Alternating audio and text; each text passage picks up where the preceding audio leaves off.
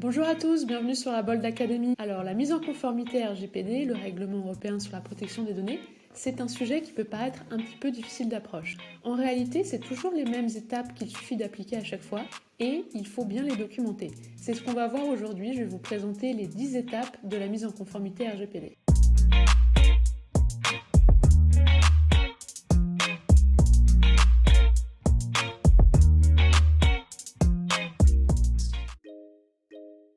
Quelles sont les données personnelles que tu vas collecter, c'est-à-dire celles qui vont identifier directement ou indirectement des personnes physiques.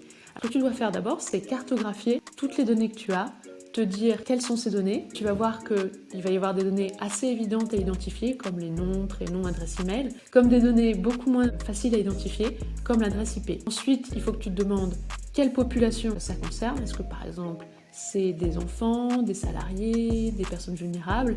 Et enfin, comment est-ce que tu vas les récupérer? Sachant que ça peut très bien être sur du papier en fait. Tout n'est pas obligé d'être numérique. Tu peux très bien collecter des données personnelles sur du papier ou alors sur tes outils numériques, sur des serveurs. Parmi ces fameuses données personnelles que tu peux collecter, il y en a qu'on peut appeler des données sensibles, c'est-à-dire des données qui vont concerner par exemple l'état de santé de tes utilisateurs, leurs opinions politiques, leur appartenance syndicale, origine raciale, opinion religieuse, tout ça forme ce qu'on appelle les données sensibles. En principe, tu n'es pas autorisé à les traiter, sauf si tu as obtenu le consentement des personnes concernées. Cette différence s'explique parce que, par exemple, si tu as une application qui permet de recenser des gens atteints du VIH, tu comprends bien que tu ne vas pas mettre en place les mêmes mesures de sécurité que pour une application qui ne fait que de la prise de rendez-vous.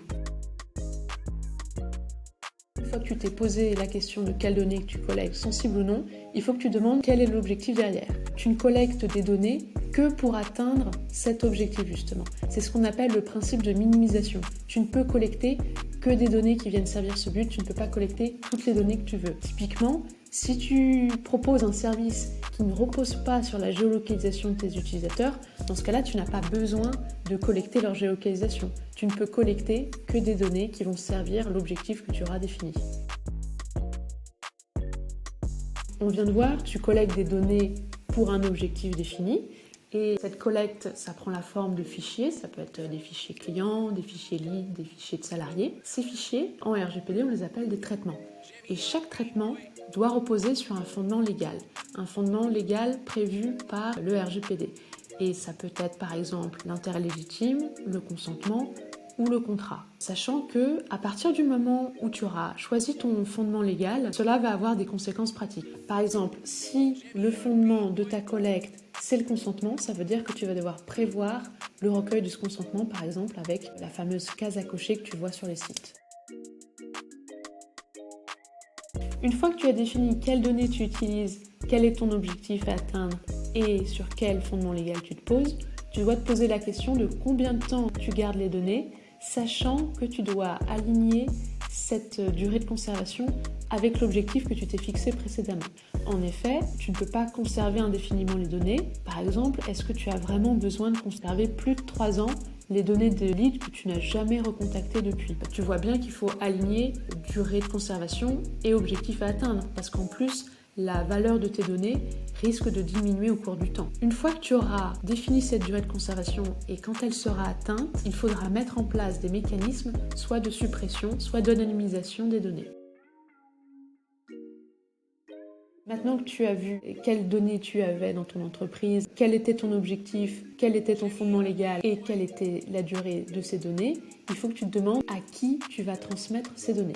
Tu peux les transférer soit au sein de ta propre société, et dans ce cas-là, tu vas devoir te demander qui y aura accès, sachant que peut-être tout le monde n'a pas besoin d'avoir accès aux données. Tu devras alors te poser la question peut-être de créer des profils d'habilitation, des profils d'accès, pour faire en sorte que tout le monde n'ait pas accès aux données, parce que tout le monde n'a pas forcément besoin d'avoir accès aux données dans ta société.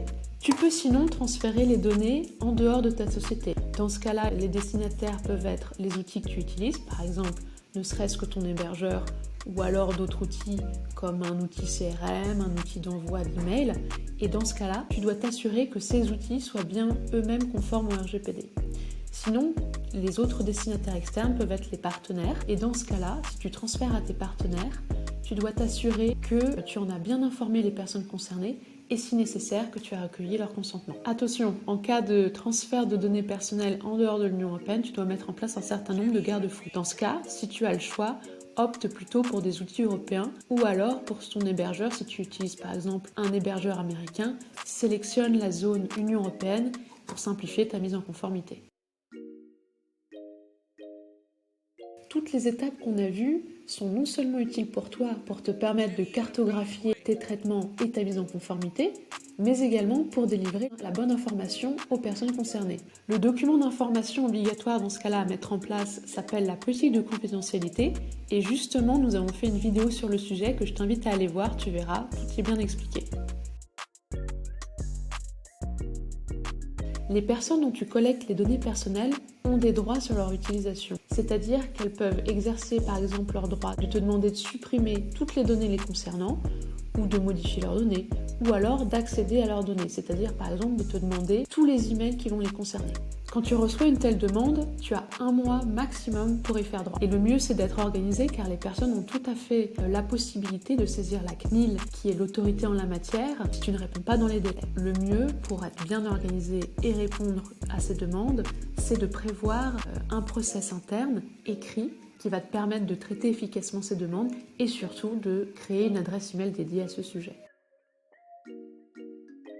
Est-ce que tu as un point de contact dans ton entreprise dédié aux données personnelles? Tu peux avoir au sein de ton entreprise une personne ou un service qui sera chargé de répondre aux questions des personnes, au contrôle de la CNIL, en tout cas qui sera compétent pour traiter de toutes les questions relatives aux données personnelles. Dans certains cas très spécifiques, tu devras déclarer à la CNIL ce qu'on appelle un délégué à la protection des données personnelles, qui est la personne en charge de ces sujets. Il faut que tu veilles à sécuriser tes traitements, et c'est-à-dire mettre en place des mesures tant physiques que informatiques en place pour t'assurer par exemple qu'il n'y ait pas d'accès non autorisé aux données personnelles ou alors pour prévenir toute perte ou altération des données personnelles. Tu as plusieurs options qui s'offrent à toi pour sécuriser tes traitements. Tu peux mettre en place par exemple une journalisation des accès, définir des systèmes d'habilitation, mettre en place des mots de passe forts, si nécessaire avoir recours à un hébergeur certifié, sachant que à chaque fois, tu mets en place des mesures de sécurité qui sont adaptées au traitement que tu fais, adaptées aux données que tu vas collecter. Enfin, en dernière mesure de sécurité, tu dois mettre en place en interne un processus de notification en cas de violation de données personnelles. Dans ce cas-là, tu dois en informer la CNIL et potentiellement en informer les personnes physiques concernées si cette violation de données présente un risque grave pour leur vie privée. Quand tu réponds à toutes ces questions, veille surtout à bien documenter à chaque étape ton travail de réflexion. La compilation de tout ce travail prendra la forme de ce qu'on appelle le registre de traitement, qui est le document que tu peux justement transmettre à la CNIL en cas de contrôle. Merci beaucoup d'avoir regardé la vidéo, j'espère qu'elle t'a été utile. Si tu as des questions, n'hésite pas à t'abonner à notre chaîne YouTube ou alors à laisser des commentaires en bas de cette vidéo ou encore, tu peux réserver des sessions de mentoring gratuites avec nous. À très bientôt sur la Bold Academy.